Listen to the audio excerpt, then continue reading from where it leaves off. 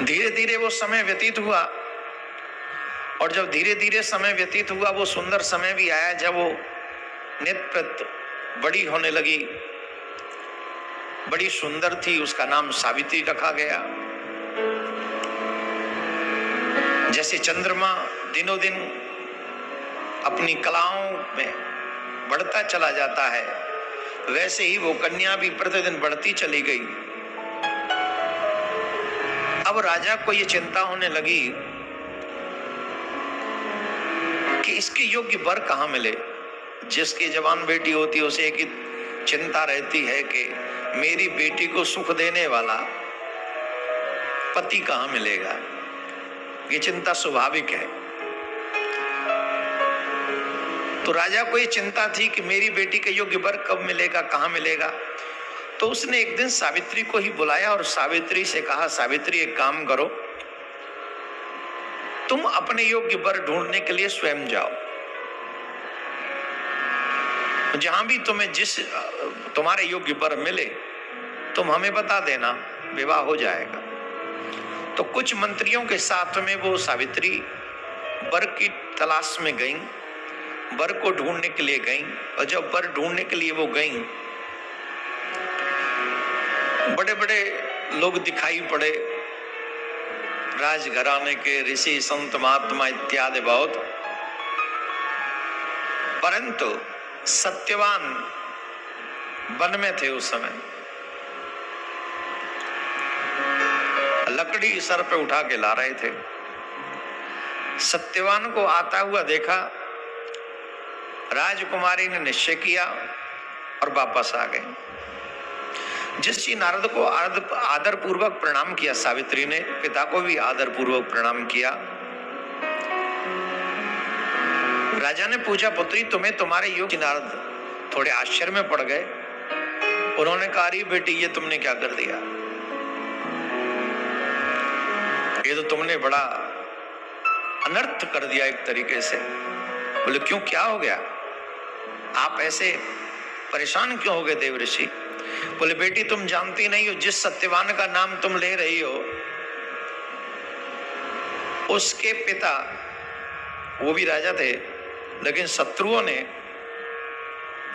उनका राज्य छीन लिया और वो वन में वानप्रस्थ का आश्रम जी रहे, ग्रस्त वानप्रस्थ सा जीवन जी रहे, और अपने पुत्र अपनी पत्नी के साथ वन में ही रहते हैं। तो उनका राज्य तो छीन चुका है। और ये भी कोई बात नहीं है, इससे भी बड़ी बात तो यह है कि अब यहां से आगे उसका जीवन ही मात्र 1 वर्ष का बचा है।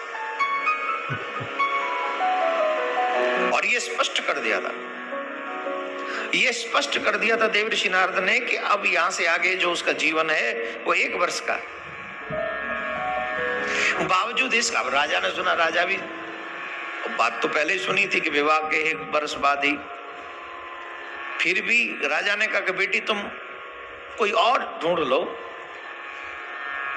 तो सावित्री ने कहा कि मैं भारतीय कन्या हूं और भारतीय कन्याएं अपने जीवन में एक पति को अब इसलिए तो नहीं छोड़ सकती कि उसकी आयु सिर्फ 1 वर्ष है। दृढ़ निश्चय है कि मैं उन्हीं के साथ विवाह करूंगी। पिता ने अपनी बेटी की भावना का आदर किया और अपनी बेटी का विवाह सत्यवान के साथ कराया। बड़े सुंदर तरीके से दोनों को विदा किया और दोनों राजकुमारियों के वन में रहने चली गई। पिता चाहते तो महल बनवा देते, पिता चाहते तो क्या नहीं, इकलौती बेटी के लिए क्या नहीं कर सकता, वो भी एक राजा। लेकिन बेटी ने कहा जो मेरे पति जिस स्थिति में है मैं उनके साथ वैसे रहूंगी। इसको कहते धर्मपरायण स्त्री। कान अबला कर सके, अबला क्या नहीं कर सकती, सुनिएगा इस कथा में। भारतीय संस्कृति को वो जानती थी। उनका पति लकड़ी काट के लाता है, बेचता है, उससे जीवन चलता है। धीरे धीरे वो समय गया, 1 वर्ष निकलने में समय भी नहीं लगा। लेकिन जब वो वर्ष पूर्ण होने वाला था तो सावित्री ने क्या किया, 3 दिन पहले, मैं 4 दिन पहले से ही 4 दिन पहले से ही उस सावित्री ने व्रत करना प्रारंभ किया, पूजा करना प्रारंभ किया और पूजा प्रारंभ की, संयम रखा, नियम का पालन किया, ब्रह्मचर्य का पालन किया और अपने आराध्य को मनाने में लगी रही। उस दिन उसके पति कहने लगे कि मैं लकड़ी लेने जा रहा हूं, तो सावित्री बोली मैं भी आपके साथ चलूंगी। अरे बोले तुम क्या करोगी, तुम राजकुमारी हो, यहीं रहो। बोले नहीं, मैं आपकी दासी हूं, मैं आपके साथ चलूंगी। अरे तुम करोगी क्या? बोले मुझे चलना है आपके साथ, आज तो चलना है। पति बार बार मना कर रहे थे, सास ससुर की आज्ञा लेकर अपने पति के साथ सावित्री गई। पति वृक्ष पर चढ़े, लकड़ी काटने लगे। अचानक से उनके सर को कुछ प्रॉब्लम होने लगी, दर्द होने लगा। वो नीचे उतर के आए अपने बढ़ के, तो वो पति उतरे, अपनी पत्नी की जंघा पर गोद में सर रखकर सोने लगे। कहने लगे मेरे सर में कुछ हो रहा है। सावित्री को समझते देर नहीं लगी कि अब इनका समय नजदीक आ गया। वो अपने आराध्य से प्रार्थना करने लगी, ईश्वर से प्रार्थना करने लगी, ईश्वर को मनाने लगी। और जब वो ईश्वर को मनाने लगी, अचानक से उन्हें दिखाई पड़ा कि यमराज अपने दूतों के साथ लाल वस्त्र धारण किए, बड़ा विकराल स्वरूप उनका था, भैंसे पे सवार थे, हाथ में कालफास था।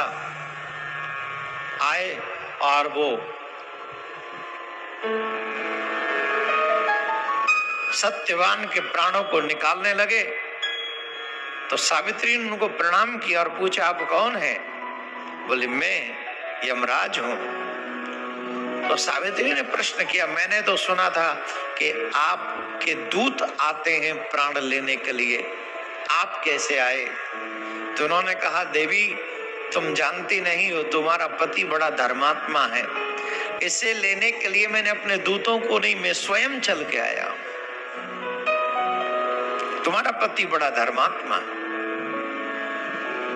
अब तुम इसे छोड़ो, अब इसे मैं लेके जाऊंगा, ऐसा कहा। तो सावित्री बोली आप जो चाहे कहें, आप चाहे इन्हें जान ले जाएं, लेकिन मुझे भी इनके साथ चलना। को देखा, उन्होंने कहा कि तुम हमसे कोई वरदान मांग लो, हम तुम्हें तुम्हारे मुताबिक वरदान दे देंगे।